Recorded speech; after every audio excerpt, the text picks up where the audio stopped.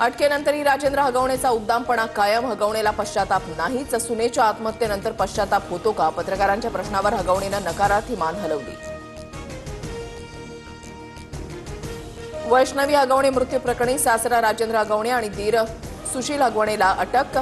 स्वारगेट परिसरातून दोघे अटकेत. दुपारी 2 वाजता दोघांना कोर्टामध्ये हजर करणार. फरार काळामध्ये हगवणे पिता पुत्राचा मटणावर ताव. अटकेआधीची मित्रांसोबत हॉटेलमध्ये जेवताना राजेंद्र हगवणेची सीसीटीव्ही दृश्य समोर. लवकर ॲक्शन घेतली असती तर हे घडलं नसतं. वैष्णवी हगवणे मृत्यू प्रकरणी छावा संघटनेनं रुपाली चाकणकर यांना जाब विचारला. मयुरी जगतापांच्या तक्रारीनंतर कारवाईच्या सूचना केल्या होत्या. रुपाली चाकणकरांकडून स्पष्ट, तर वैष्णवी संदर्भात तक्रार नव्हती. घटना घडल्यानंतर तातडीनं दखल घेतली. चाकणकरांची माहिती. हगवणे परिवारातील दोषींवर कारवाई होणार. पोलिसांना कडक कारवाईच्या सूचना. कसपटे कुटुंबियांना आज भेटणार. अजित पवारांची माहिती. 22 जूनपासून सुप्रिया सुळे राज्यामध्ये लढा उभारणार. हुंडामुक्त महाराष्ट्र आणि हिंसामुक्त कुटुंबाचं उद्दिष्ट. हीच वैष्णवीला खरी श्रद्धांजली ठरेल. सुप्रिया सुळेंची प्रतिक्रिया. 6 जूनचा शिवराज्याभिषेक सोहळा बंद केला पाहिजे. तिथीप्रमाणे सोहळा झाला पाहिजे. संभाजी भिडेंचं वक्तव्य. शिवराज्याभिषेक सोहळ्याबद्दल वाईट वाटत असेल तर दृष्टी तपासावी. जयंत पाटलांची संभाजी भिडेंवर टीका. अमरावती सर्कलमधील अधिकाऱ्यांची ऑडिओ क्लिप व्हायरल. आरएफओ बदलीसाठी 35 लाख देण्यास तयार असल्याचा ऑडिओ क्लिपमध्ये उल्लेख. अमरावतीमधील निलेश कंचनपुरे यांची वनमंत्र्यांकडे तक्रार. छत्रपती संभाजीनगरमध्ये कामगारांच्या नावे अर्ज भरून 1200-1500 रुपयामध्ये दलालांकडून संसार उपयोगी वस्तूंचं वाटप. तक्रारीनंतर परवानगीशिवाय संच वाटप न करण्याचे निर्देश. छत्रपती संभाजीनगरमधील घटनेप्रकरणी कारवाई करू. फडणवीसांची प्रतिक्रिया. तर राजरोसपणे महाराष्ट्रामध्ये लूट सुरू. जयंत पाटलांची टीका.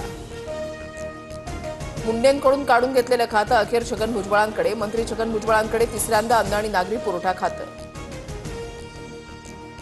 मुंबईत पालिका निवडणुकीसाठी भाजप मिशन 150 राबवणार. देशाचा आर्थिक केंद्रबिंदू ताब्यात घेण्याचा भाजपचा प्रयत्न. बीएमसी निवडणुकीमध्ये 227 पैकी 100 जागांवर शिवसेनेचा दावा.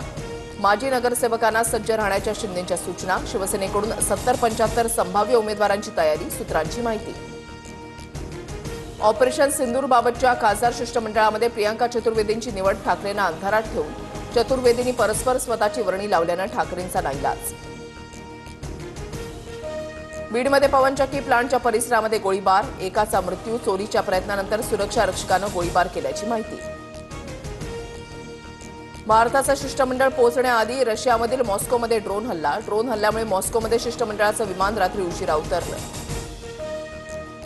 पहलगाम हल्ल्याआधी दिल्ली दहशतवाद्यांच्या टार्गेटवर होतं. आयएसआय एजंट अन्सारुल मियाची चौकशी दरम्यान कबुली. तुम्ही आमचं पाणी अडवलं तर आम्ही तुमचा श्वास रोखू. एका विद्यापीठात भाषण करताना पाकचा लष्करी प्रवक्ता अहमद शरीफ चौधरीची भारताला पोकळ धमकी. पुढील वर्षापासून परदेशी विद्यार्थ्यांसाठी हार्वर्ड विद्यापीठाचे दरवाजे बंद. सध्या शिक्षण घेणाऱ्या आणि पदवीधर होणाऱ्या विद्यार्थ्यांना शिक्षण पूर्ण करता येणार. राज्यात कोरोनाच्या नव्या 33 तर मुंबईमध्ये 22 रुग्णांची नोंद. 31 मे पर्यंत मुंबईतील एकूण कोरोना रुग्णसंख्या 148 वर. मान्सूनपूर्व पावसामुळे बुलढाण्यामध्ये भुईमुगाचं मोठ्या प्रमाणात नुकसान. हातातोंडाशी आलेला घास हिरावून घेतल्यानं शेतकरी हवालदिल. अरबी समुद्रात कमी दाबाचं क्षेत्र तयार. राज्यामध्ये पुढील 2 ते 3 दिवस पावसाचा जोर वाढणार. मध्य महाराष्ट्रामध्ये मुसळधार ते अतिमुसळधार तर कोकणामध्ये अतिवृष्टीचा इशारा.